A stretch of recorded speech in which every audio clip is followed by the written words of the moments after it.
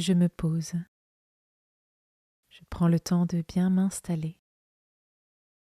Je choisis une position adaptée qui me permette d'être à la fois détendue et en même temps éveillée et disponible.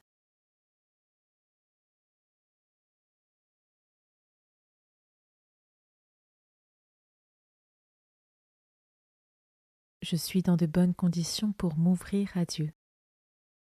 Je le fais très simplement, par une parole si cela m'aide, ou par une simple attitude du cœur par laquelle j'invite Dieu à venir en moi maintenant.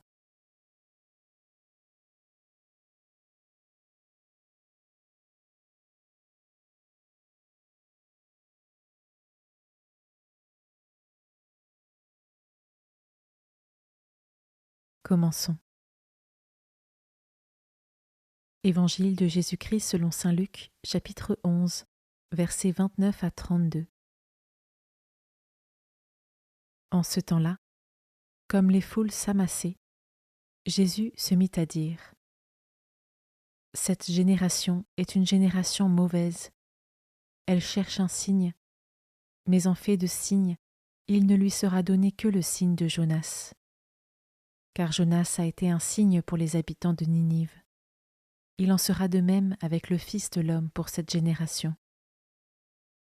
Lors du jugement, la reine de Saba se dressera en même temps que les hommes de cette génération, et elle les condamnera. En effet, elle est venue des extrémités de la terre pour écouter la sagesse de Salomon, et il y a ici bien plus que Salomon. Lors du jugement, les habitants de Ninive se lèveront, en même temps que cette génération, et ils la condamneront. En effet, ils se sont convertis en réponse à la proclamation faite par Jonas, et il y a ici bien plus que Jonas.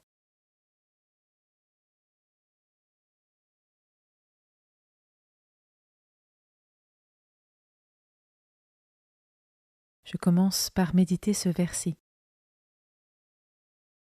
Cette génération est une génération mauvaise.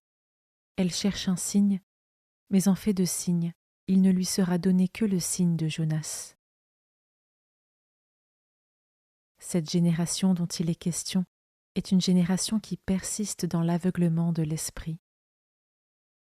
Malgré le signe de Jonas, elle ne s'est pas convertie. Jésus, qui sonde les reins et les cœurs, sait d'avance que même si un autre signe lui était donné, elle ne se convertirait pas. Comment cela résonne en moi ?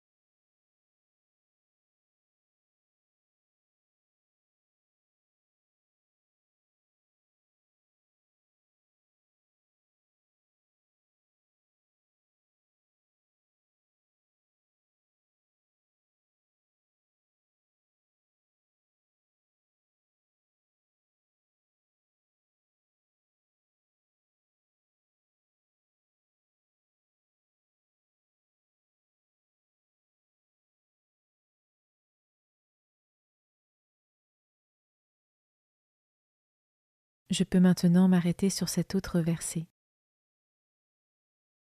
Lors du jugement, la reine de Saba se dressera en même temps que les hommes de cette génération, et elle les condamnera. La reine de Saba, dans un acte d'humilité, était venue de loin écouter la sagesse de Salomon, ce qui, d'après Jésus, lui donne le statut de juge des nations. Mais Jésus est bien plus que la sagesse de Salomon. Et moi, par quel moyen concret est-ce que je me rends humble pour écouter la sagesse de Dieu ?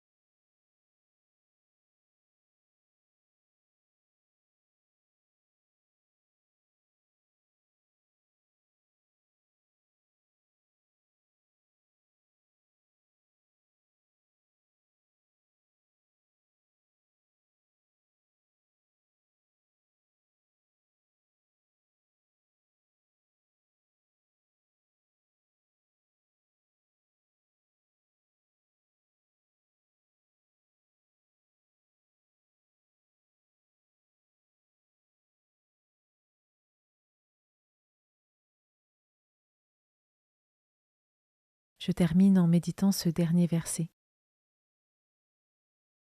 Lors du jugement, les habitants de Ninive se lèveront en même temps que cette génération, et ils la condamneront. Ninive était une ville pécheresse, mais sur les exhortations du prophète Jonas, elle a su se relever de ses péchés et bénéficier de la miséricorde de Dieu qui la place au rang des juges des nations. Et moi, ai-je confiance en la miséricorde de Dieu qui peut m'apporter la sainteté suite à la repentance?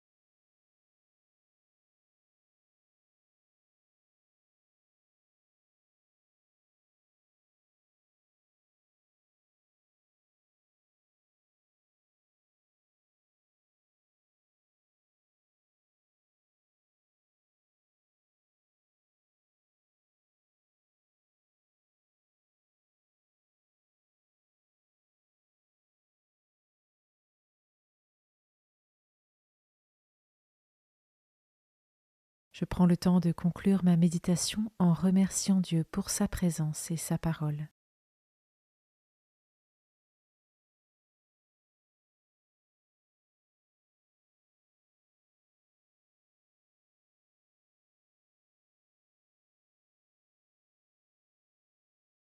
Belle journée et à demain.